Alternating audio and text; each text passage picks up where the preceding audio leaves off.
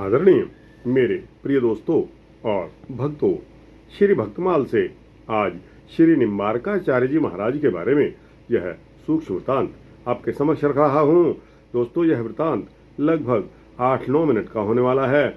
आपसे विनती है कि बने रहिए इस वृतांत के अंत तक। मेरे साथ आपको श्री निम्बारकाचार्य जी के बारे में और उनके द्वारा प्रतिपादित संप्रदाय के बारे में पता चलेगा। तो दोस्तों, आइए इस वृतांत को शुरू करने की इजाज़त दीजिए। दोस्तों और भक्तों, वैष्णवों के प्रमुख 4 संप्रदायों में से एक संप्रदाय है द्वैताद्वैत या निम्बार्क संप्रदाय। निश्चित रूप से यह मत बहुत प्राचीन काल से चला आ रहा है। श्री निम्बारकाचार्य जी ने परंपरा प्राप्त इस मत को अपनी प्रतिभा से उज्जवल करके लोक प्रचलित कर दिया। इसी से इस द्वैताद्वैत मत की निम्बार्क संप्रदाय के नाम से प्रसिद्धि हुई। दोस्तों, भक्तों के मत से द्वापर में और संप्रदाय के कुछ विद्वानों के मत से विक्रम की 5वीं शताब्दी में श्री निम्बारकाचार्य जी का प्रादुर्भाव हुआ। दक्षिण भारत में वैदुर्य पतन परम पवित्र तीर्थ स्थान है, जिसे दक्षिण काशी भी कहा जाता है। यही स्थान श्री एकनाथ जी की जन्मभूमि है। यहीं अरुण मुनि जी का अरुणाश्रम भी था। श्री अरुण मुनि जी की पत्नी जयंती देवी की गोद में जिस दिव्य कुमार का आविर्भाव हुआ, उसका नाम पहले नियमानंद हुआ और यही आगे चलकर श्री निम्बारकाचार्य जी के नाम से प्रख्यात हुए। दोस्तों, श्री निम्बारकाचार्य जी के जीवन वृत्त के विषय में इससे अधिक ज्ञात नहीं है। वे कब अपने गृह को त्याग कर ब्रज में आ गए, इसका भी कुछ पता नहीं है। ब्रज में श्री गिरिराज गोवर्धन के समीप ध्रुव क्षेत्र में इनकी साधना स्थली है। एक दिन समीप के स्थान से एक दंडी महात्मा आचार्य के समीप पधारे। 2 शास्त्रज महापुरुष परस्पर मिल जाएं तो शास्त्र चर्चा होनी तो स्वाभाविक थी। समय का 2 में से किसी को ध्यान नहीं रहा। सायंकाल के पश्चात आचार्य ने अतिथि यति से प्रसाद ग्रहण करने के लिए जब निवेदन किया, सूर्यास्त होने के पश्चात नियमितः यति जी भिक्षा ग्रहण नहीं कर सकते थे। उन्होंने असमर्थता प्रकट कर दी, परंतु आचार्य जी नहीं चाहते थे कि उनके यहाँ आकर एक विद्वान अतिथि उपेक्षित रहें। आश्रम के समीप एक नीम का वृक्ष था। सहसा उस वृक्ष से चारों ओर प्रकाश फैल गया। ऐसा लगा जैसे नीम के वृक्ष पर सूर्य नारायण देवता स्वयं प्रकट हो गए हैं। कोई नहीं कह सकता कि आचार्य के योग बल से भगवान सूर्य वहां प्रकट हो गए थे या श्री कृष्ण का कोटि सूर्य संप्रभ सुदर्शन चक्र, जिसके आचार्य मूर्त अवतार थे, प्रकट हो गया था। अतिथि के प्रसाद ग्रहण कर लेने पर सूर्यमंडल अदृश्य हो गया। इस घटना से आचार्य निम्बादित्य या निम्बार्क नाम से विख्यात हुए। अतिथि के प्रसाद ग्रहण कर लेने पर सूर्यमंडल अदृश्य हो गया। इस घटना से आचार्य निम्बादित्य या निम्बार्क नाम से प्रसाद ग्रहण कर लेने पर इस घटना से आचार्य निम्बादित्य या निम्बार्क नाम से विख्यात हुए। आचार्य जी का वह आश्रम निम्बग्राम कहा जाता है। यह गोवर्धन के समीप का निम्बग्राम है, माट के समीप का नीमगांव नहीं। वे यति जी उस समय जहां आश्रम बनाकर रहते थे, वहां आज यतिपुरा नामक ग्राम है। दोस्तों, भक्तमाल के टीकाकार श्री प्रियादास जी महाराज ने इस घटना को अपने कवित्व में इस प्रकार वर्णन किया है।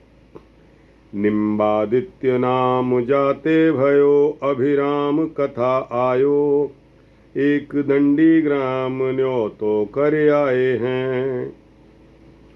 निम्बादित्य नाम जाते भयो अभिराम कथा आयो, एक दंडी ग्राम न्यो तो कर आए हैं।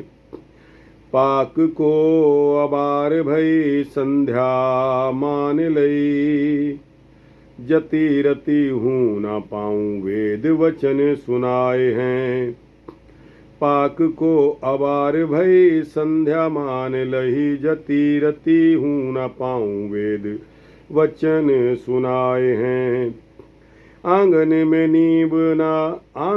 नीब तापे आदित्य देखायो, ताही भोजन करायो पाछे निशी चिन्ह पाए हैं।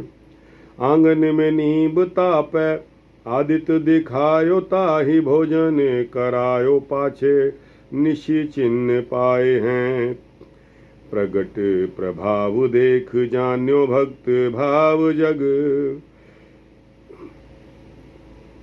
दाम पाए नाम पर्यो हरियो मन गाए हैं। प्रगट प्रभाव देख जान्यो भक्ति भाव जग, दाम पाए नाम पर्यो हरियो मन गाए हैं। श्री निम्बारकाचार्य जी का वेदांत सूत्रों पर भाष्य वेदांत सौरभ और वेदांत कामधेनु या 10 श्लोक, ये 2 ग्रंथ ही उपलब्ध हैं। ये दोनों ही ग्रंथ अत्यंत संक्षिप्त हैं। इनके अतिरिक्त कृष्ण स्तवराज, वेदांत तत्वबोध, वेदांत सिद्धांत प्रदीप, स्वधर्माध्वबोध, ऐतिहृत सिद्धांत, ऐतिह्यात तत्व सिद्धांत, राधाष्टक आदि कई ग्रंथ आचार्य जी के लिखे बताए जाते हैं। श्री निम्बारकाचार्य जी के शिष्यों में एक नाम श्री औदुंबराचार्य जी का भी मिलता है। इनके उत्पत्ति की कथा बड़ी ही विलक्षण सुनने में आती है। यह कहा जाता है कि श्री निम्बारकाचार्य जी महाराज भक्ति का प्रचार करते करते किसी ऐसे देश में पहुंच गए जहां के लोग भगवत भक्ति से विमुख थे। उन लोगों ने आचार्य जी के साधु वेश को जब देखा, साधु वेश को देखकर उनके साथ उद्दंडता पूर्वक व्यवहार करना शुरू कर दिया, परंतु उनकी आशा के विपरीत आचार्य श्री शांत ही रहे और तनिक भी क्रोधित नहीं हुए। आचार्य श्री ने वहीं स्थित एक वृक्ष जो कि गूलर का था, गूलर के वृक्ष के नीचे अपना आसन लगा लिया और ध्यान मग्न हो गए। दुष्ट जनों को अब और अच्छा मौका मिल गया था। वे तरह तरह के उपद्रव करते रहे। सहसा एक गूलर का फल वृक्ष से टूटकर आचार्य श्री के चरणों पर गिरा और उनके श्री चरणों से स्पर्श होते ही एक दिव्य मानव आकृति में परिवर्तित हो गया तथा आचार्य जी तथा आचार्य श्री की वंदना करते हुए उनके चरणों में प्रणिपात करने लगा। इस अलौकिक घटना को देखकर उन भगवत द्विमुख दुष्टजनों के होश फाख्ता हो गए। उन्होंने यह समझ लिया कि ये कोई सिद्ध महापुरुष हैं। इनकी हंसी मजाक उड़ाना या किसी प्रकार से इनको अपमानित करना उचित नहीं है। इस घटना की खबर शीघ्र ही जंगल की आग की तरह चारों तरफ फैल गई और उस भगवत भक्ति विमुख देश के लोग भी आचार्य श्री के शिष्य बनते चले गए। उदुम्बर यानी के गूलर फल से उत्पन्न होने के कारण उस दिव्य पुरुष का आचार्य श्री ने औदुम्बराचार्य नाम रख दिया और उसे भक्ति तत्व का उपदेश देकर भगवत द्विमुख जीवों का उद्धार करने का आदेश दे दिया। श्री निम्बार्काचार्य तथा उनकी परंपरा के अधिकांश आचार्यों की यह प्रधान विशेषता रही है कि उन्होंने दूसरे आचार्यों के मत का खंडन नहीं किया है। श्री देवाचार्य जी ने ही अपने ग्रंथों में अद्वैत मत का खंडन किया है। श्री निम्बार्काचार्य जी ने प्रस्थान त्रयी के स्थान पर प्रस्थान चतुष्टय को प्रमाण माना और उसमें भी चतुर्थ प्रस्थान श्रीमद्भागवत को परम प्रमाण स्वीकार किया। अनेक वीतराग भावुक भगवत भक्त इस परंपरा में सदा ही रहे हैं। तो दोस्तों, यह सूक्ष्म वृत्तांत श्री निम्बार्काचार्य जी के बारे में यहाँ समाप्त होता है।